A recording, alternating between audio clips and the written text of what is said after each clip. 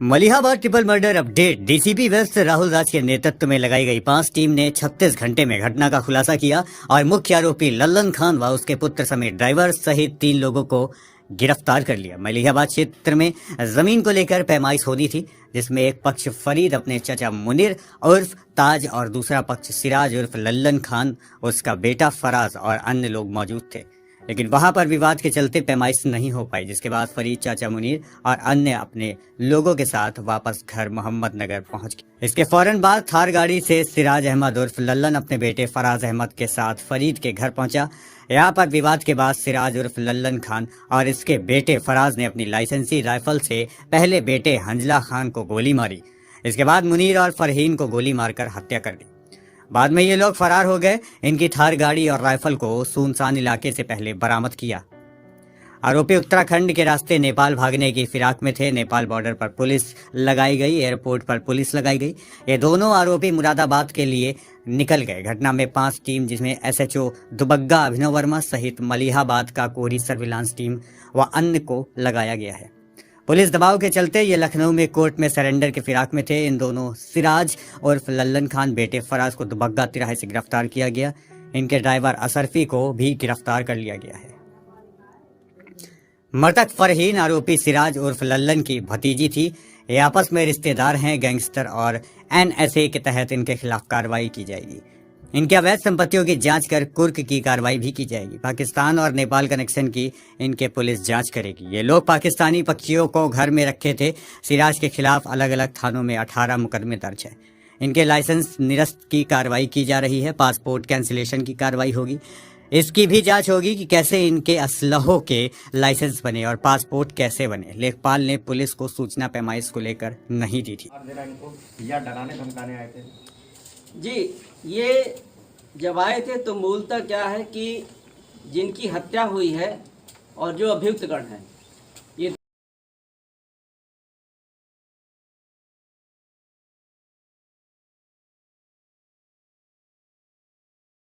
गिरफ्तारी हुई, क्या पूरा मामला बताइए।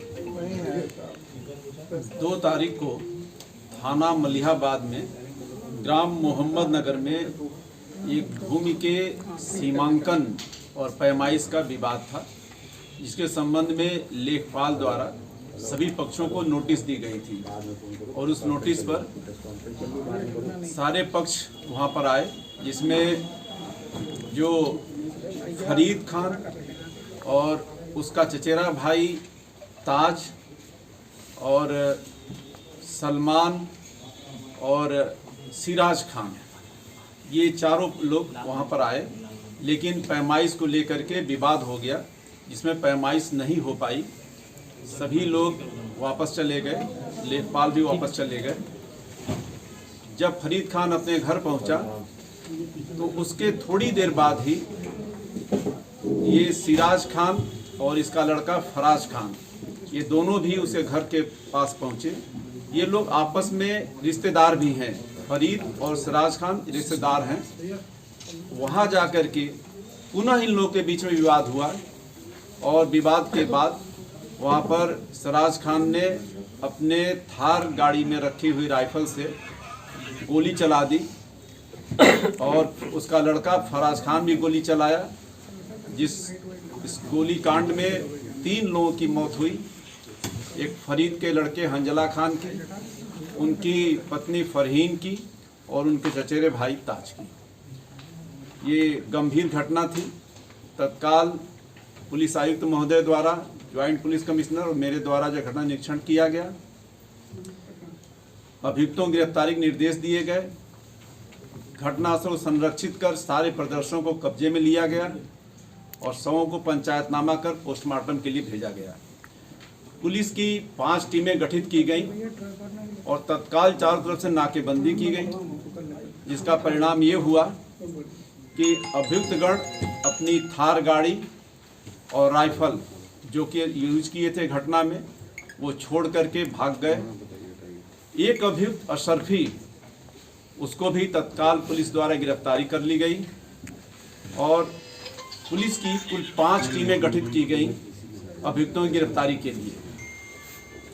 थाना माल, मलिहाबाद, रहीमाबाद, काकोरी और दुबग्गा, इनकी 5 टीमें गठित की गई।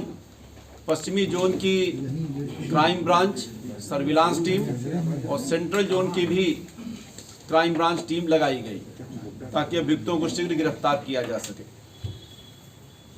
तत्काल अभियुक्तों के परिजन और एसोसिएट्स इनको हिरासत में ले लिया गया और जब इनसे पूछताछ की गई तो ज्ञात हुआ कि अभियुक्त के पास पोलैंड का पासपोर्ट है और ये विदेश भी भाग सकते हैं। तत्काल एयरपोर्ट अथॉरिटी के माध्यम से चारों तरफ हर जगह हर एयरपोर्ट पर जो है मैसेज दे दिया गया, इनका आधार कार्ड दिया गया ताकि ये भाग न सके। लुकआउट नोटिस जारी की गई, नाकेबंदी कर दी गई। ये भी एक सूचना मिली हम लोगों को कि चूंकि अभियुक्तों को ये पता चल गया है कि एयरपोर्ट पर जो है सारे जगह इनकी घेराबंदी है, तो ये उत्तराखंड के रास्ते से नेपाल भाग सकते। हम लोगों के द्वारा तत्काल नेपाल बॉर्डर को सील किया गया, एसएसबी के अधिकारियों से वार्ता की गई और नेपाल बॉर्डर पर ही चेकिंग लगा दी गई। ये सारी पुलिस कार्रवाई की गई, सारे सीसीटीवी कैमरे तलाशे गए, सब चेक किए गए। जो भी सर्विलांस की भी हम लोगों ने मदद लिया, इनके जितने एसोसिएट्स थे उनके नंबर और सारे लोगों के नंबरों को हम लोगों ने तहकीकात किया, इनसे ग्राउंड इंफॉर्मेशन भी लिया गया। तो ये पता चला कि अभियुक्तगण मुरादाबाद की तरफ भागे हैं और वहाँ पर किसी अपने रिश्तेदार के साथ जो है उसके संरक्षण में वहाँ पर गए हैं। तत्काल एक टीम जो है क्राइम ब्रांच की मुरादाबाद को रवाना कर दी गई। अभियुक्तगण का हम लोग सर्विलांस से भी पीछा करते रहे और साथ ही हमारी टीम भी जो है उसको लोकेट करती रही। अंत में जब अभियुक्तगण भागने में सफल नहीं हुए तो ये सरेंडर के लिए सोचे और वापस जो है लखनऊ आए ताकि किसी वकील के माध्यम से न्यायालय में हाजिर हो सके। हमारी टीम ने चूँकि जो लगातार इनका जो है चारों तरफ से नाकेबंदी कर और पीछा भी कर रही थी, फॉलो कर रही थी, आज सुबह दुबग्गा तिराहे पर 5:30 बजे इनको गिरफ्तार कर लिया गया। दोनों अभियुक्त सिराज और फराज को गिरफ्तार दुबग्गा तिराहे से किया गया। इनके कब्जे से एक DBBL गन भी बरामद की गई, शस्त्र लाइसेंस बरामद किए गए और फराज का पासपोर्ट बरामद कर लिया गया। इनकी सिराज की एक लंबा आपराधिक इतिहास है। ये थाना मलिहाबाद का हिस्ट्री सीटर भी है। 17 मुकदमे हैं, 17-18 मुकदमे हैं इस पर। तो हम लोगों ने इसके शस्त्र के निलंबन के लिए रिपोर्ट भी दे दी है। ये हमारी पुलिस टीम द्वारा पूरी घटनाक्रम का जो है 36 घंटे के अंदर जो है ये कार्रवाई की गई है। दोनों पिता पुत्र की सर गिरफ्तार देना इनको या डराने धमकाने आए थे? जी, ये जब आए थे तो मूलतः क्या है कि जिनकी हत्या हुई है और जो अभियुक्तगण हैं ये दोनों आपस में रिश्तेदार हैं। जो मरी है फरीद की पत्नी, वो सिराज की सगी भांजी है, सगी भतीजी है। तो ये सगे रिश्तेदार भी हैं, लेकिन इनके बीच में वर्षों से मनमुटाव था, ये आपसी विवाद था इनके बीच में, पहले से चल रहा था।